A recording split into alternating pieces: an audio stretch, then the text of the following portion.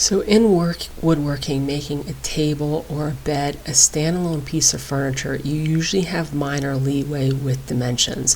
Now some of those dimensions are set, like heights of tables, heights of desks, because our bodies are used to certain dimensions.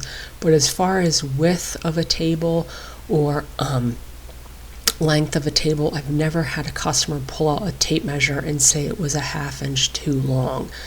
But what if you have to make a piece to fit perfectly into a space, especially if that space is traditionally not square, like walls and corners, ceilings and floors? And especially in my circumstance with this project, what if you have to have multiple contact points that aren't square? And that's what this video is about.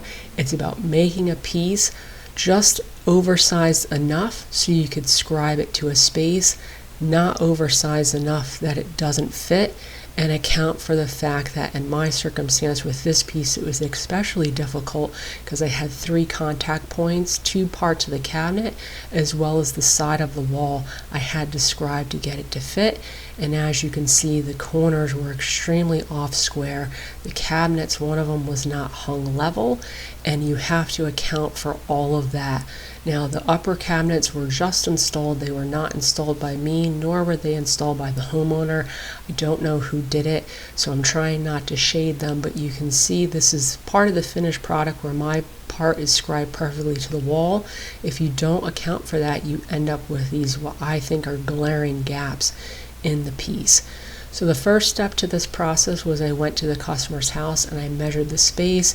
It became apparent pretty quickly I wasn't going to be able to make something to just pop into place. That's never the case with a project like this. So I went and got obviously the heights, the depths, and the basic measurements for my pieces set out in 2 cubes. And what I'm going to do is I'm adding about 1/16 of an inch to all of my measurements. So the box is going to be a little bit bigger. And then where I'm accounting for scribing is going to take part in the face frame. And I'm going to show you how I do all of that in this video. This could be changed for just about anything that has to be fit into a space. This project in particular, like I said, was extremely difficult because I had multiple contact points I had to be concerned with. If you're doing something like a built-in, it's usually the same process. But the ceiling, I always leave my height lower because everybody wants crown, and the crown will cover the gap to make it lower. And the base, I do a floating base so it levels itself and the molding hides any gaps. So I'm really only ever concerned with where it meets the wall, which is a little bit of an easier process. So to start this, I'm making my rough boxes. Standard in my shop, 3/4 inch cabinet grade ply. And for the top, I'm doing a rabbet. The top is going to be flush. For the base, with all of my cabinets, I always do an elevated base, which means I'm limiting my contact points for where this will touch the counter. You never really want a flat base on furniture because that base is never going to be perfectly flat. Plywood is considered dimensionally stable. These are smaller cabinets, so it's not as big of an issue. But if you start getting into kitchen-sized cabinets, that plywood's never going to be perfectly flat. If it's bowing in the middle, you'll have a problem with it teeter-tottering on you. So if you elevate that base and now it's only going to touch those 3/4 inch sides, it setting flush is going to be much easier. So I'm making 2 cabinets, but I'm only going to film part of that process because it's identical for the 2. The dimensions are a little bit different, but it's the identical process. I'm making all of these cuts with the radial arm saw, a dado stack in there. A lot of times I make these cuts on the table saw, but I will admit I can be lazy. The dado stack was already in my radial arm saw, so I decided instead of moving it to the table saw to make all the cuts with it in here. So pretty simple. I'm going about halfway down into my material, roughly halfway. I don't do exact measurements with that sort of thing. And I just put that dado on the bottom. So it's 1 inch up from the bottom, a flat rabbet on the top. So about 3/4 of an inch on the top. Because these are small cabinets, they're not holding up any weight. I did a standard 1/4 inch backer. In order to get the width of all of this, once it's in place, I set it up. I can measure in between my cuts and get a perfect width for my pieces. rip all of my material down on the table saw, and then I'll cross cut it to size on the radial arm saw. So smaller cabinet without a lot of shelves. The construction of the cabinet itself was pretty easy. It's the fitting it into the space, which, and accounting for having to fit it into the space, is the part that I find to be pretty difficult. Obviously that's going to be a subjective opinion, but I know other woodworkers and people agree with me on that viewpoint. So the nice thing about these solid joints is your cabinets are pretty much going to hold themselves together. It's easier to dry fit and make adjustments. I find doing it that way.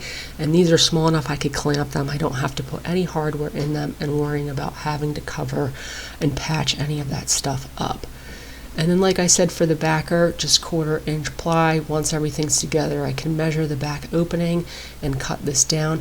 I keep the plywood off pretty much until right before install, because I knew putting all the stuff inside and painting it would be easier without the backer on. So I always add backers to my furniture, but a lot of times they will stay off during the build process. Then to attach the face frame, which is where I'm going to be tweaking the dimensions to get the overlay I need so I could scribe it, I'm going to be using a floating spline. So I'm going to be putting a groove on my plywood, a groove on my poplar, and attaching them with the floating spline. I like to attach my face frames that way. You could use pocket hole screws if you want. Sometimes I do a fixed tongue that goes into a groove, but for smaller pieces like this, I had enough scrap ply to do the floating tongue. It's a little bit easier because you don't have to account for the fixed tongue, the depth of that, so the math is a little bit easier and it's a quicker process. But on built-ins, sometimes I do a fixed tongue. And then once all that stuff is together, I can glue it. Smaller cabinets are a little bit easier, in my opinion, to glue together. You can see I'm using a square here because on these smaller pieces of ply, they're usually pretty flat. But in general, when I'm doing glue-ups, I always rely on measuring my diagonals. I don't think I didn't film that. But I measure my diagonals. Once those are accurate, I know the box is square, especially on bigger pieces. Even plywood, not just hardwoods. The longer span you have, especially if it's unsupported by a shelf or an apron, it's naturally going to sag and bow, and then your square will not relay squareness as accurately as you think it would. So I always use diagonals. Then I could do a test cut on my poplar. The poplar is 1 inch thick. So that 1 inch thick poplar is the extension. I'm going to cut 1/4 inch grooves on that, and those 1/4 inch grooves are going to be what I scribe in the space. So this is where I added that extra dimension. It's on the face frame. So the connection points are all the same, so I went and just cut a bunch of this stuff. The groove lines up with the groove on the ply. Once I had all of that, I could rip some thin ply, once again 1/4 inch. It's a great way to get rid of scrap. I go about, once again, halfway into the poplar, halfway into the cabinet, so it's usually about a 3/4 inch spline, and then I could just put the splines in the groove and attach my face frames that way. I find it's just an easier process, but that is the way I like to do it. It gives me a nice solid connection, and like I said, it's easier during the glue up to have these sorts of joints. So then once I had those splines cut, I could just take them over to my cabinet. I cut them down to size and they just pop right into place, and then the face frame will go on top of that. So the face frame I just cut as I go. I usually do my long sides, and then I could do the bottom and the top as well. This is currently the right hand side cabinet. I kind of flip back and forth between them when I'm filming. So that means that the overlay on the side, meaning the wall, the top, and then the side, meaning the top cabinet, is where I added those dimensions in order to get them to fit, but not too oversized that they don't fit. So that is where the math gets a little bit tricky. So the top of these, like I said, I know I have to plane them down in the space because, like I keep saying, these are oversized. But in order to make that process a little bit faster, I'm going to be putting a rabbet on there. So it's about a 1/4 inch rabbet on the top. And all that's going to do is limit the surface area of that poplar. All of this will be hidden underneath the cabinet, so you'll never see it. It's not going to mess with the structural integrity of the cabinet. It's just going to mean when I get into the space, I'm only planing down a 1/4 inch of material versus 3/4, so it's going to be substantially faster. And then this is the left-hand side cabinet, so I have my overhang. Here's where this will meet the wall, the top of the cabinet, and then I'll show you how I dealt with the other side, because this side, you see, it has to be flush because that's the side you'll see, but I still need that overhang on the top. And what I did for that was, I do show it before I paint these, just add a little shim up there. It made construction a little bit easier versus having to extend the plywood. I didn't want to extend the plywood because if you've ever planed plywood, even with a sharp plane, it can be a real pain, especially on this plywood you get from the big box stores. It's not always the best grade ply. I didn't want to have to deal with tear out and doing a bunch of patching on site. It's much easier to plane hardwoods, so that's why I added a shim at the end, which you'll see. Once everything was set, I could go through with my brad nailer and just brad everything into place. This is a paint grade project, so little brad nails like this are really easy to patch. Clean up my glue as good as possible. Now, like I said, this is a wine box, so it did have a intersecting lap joint, which is a little bit of a difficult joint in and of itself to make. I was going to put it in this video, but it would have made the video about 30 minutes long, and I wanted to focus on making cabinets with the intention of scribing them. So I decided to eliminate this part. I wanted to show you because it's obviously, you're going to see it in the finished process, but I'm going to make a standalone video to show you how I dealt with doing all that, because that process is pretty easy if your box is square. These look like squares, but they're not. They're about 3 inches off being square, so then you have to start accounting for angles, and I'll show that in a different video. That was attaching that little piece of poplar on the top, which gives me my flange for the underside of the cabinet, which runs to the back of the wall. I attach that with 5-minute epoxy, sometimes water-based glues. I don't like using them for thinner materials because the material absorbs the glue and will sometimes warp and bow. 5-minute epoxy is much easier to control because it sets up so fast. And then I just did a coat of primer, sanded all the raised grain off, and then this was a black, obviously black painted piece, which I usually hate, but when you're doing this in the space, if you have little hairline cracks when you're doing this, which is kind of natural, it'll hide it much better, especially if it's your first or second time doing it. You're more likely not to get a perfect scribe, and those won't show up as much. So that in the space back to the right hand side cabinet, this probably is going to make a little bit more space now that you see the flanges with the cabinet below it and where they'll hit the wall and how I have to scribe it. So it's those 3 contact points I was focusing on. So then all I'm going to do is slide these underneath. I made the plywood cabinet low enough so they could slide underneath, and then I started with the wall side so that I could keep sliding it closer to the cabinet, and then I'll come back and do the top. Now I apologize for the views here. The space did not necessarily have poor lighting, but it wasn't as vibrant as my shop. And then with the contrast of the white walls and the black cabinet, I was having a real hard time with the focus on my iPad. So some of this is a little blurry, but I still think you can get the basic gist. So I accounted for the offset, which is about 1/4 inch. I'm using a compass to scribe this, so the point of the compass is riding against the wall and it's transferring that dimension perfectly offset 1/4 inch to the cabinet. I put blue tape on there so I could see the line and also hopefully protect the paint a little bit, and then I could go through, and like I said, with that little piece, it was pretty quick quick work to trim that down with a little hand plane. Now I own a compass, which is a little bit easier to use than, I own a scribe, which is a little bit easier to use than a compass, but I always misplace it and I end up using the compass.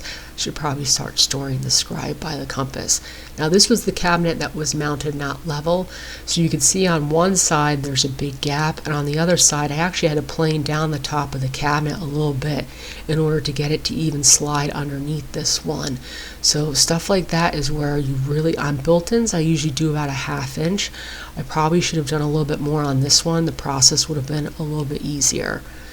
So then flipping over to the other side, same exact thing. I scribe this to the wall first, and then I could sand that down, get it into place. I also have a rasp, which I used to fine tune points, which worked really well. But then I couldn't really scribe for the cabinet. So what I did was I brought my laser level, I lined up the laser level with the bottom side of the cabinet, and then I could make a pencil mark on where that laser level mark is on the cabinet I made. An exact same process. You can see I'm just taking it down to that pencil line. Now all this, even though that blue tape is on there, my tools are not always the sharpest. I'll be the first to admit that. So there was some roughness to this, but once I patched everything in place, it looked pretty good. You could see, I don't know who did the upper cabinets. I know it was a company, so I don't mind necessarily pointing out the mistakes, because I'm not technically shaming anyone because I'm not making their name public. But you could see what happens when you don't account for that scribe. You just end up with gaps in the piece. Stuff like that is really easy to hide in finished photos, but in person, it's, especially if it's your job, it stands out like a sore thumb. So then I did the exact same thing for the front of the cabinet. Use the laser level to find that mark, scribe it down to the mark. Now I'm showing you planing this once and sliding into the spot. I do this process very slowly. I'm taking this in and out like maybe 10 times to really creep up on that fit, so I didn't have a lot of patching to do. There is more leeway when it's a paint grade project. I knew if I had little hairline cracks, it would be enough to put putty in. But the problem with this is if you have too big of a crack, especially if you're installing on site, whatever is in that material, whether it be acrylic based caulk or whether it be putty, something's going to evaporate, and that will make that putty shrink, and you'll get little indents in your material. If it's your house, you could just caulk it multiple times, you probably won't notice. But even stuff like covering brad holes, the upper cabinets didn't do that. You can see the reveals on this are severely off. They're severely off on the bottom. I think this sort of stuff is what separates professional grade work from DIY work. And I'm not a woodworking snob. I think homeowners are more than capable of building stuff like this and making professional grade work. But I do like to point out stuff where this is where I think paying attention to details is really important. And then once I finish these up and touch them up, you can see that obviously there is going to be a demarcation for where mine starts and theirs and ends, and theirs as well. But there's really no gaps. It fits in there perfectly. The customer was happy, and that was that process.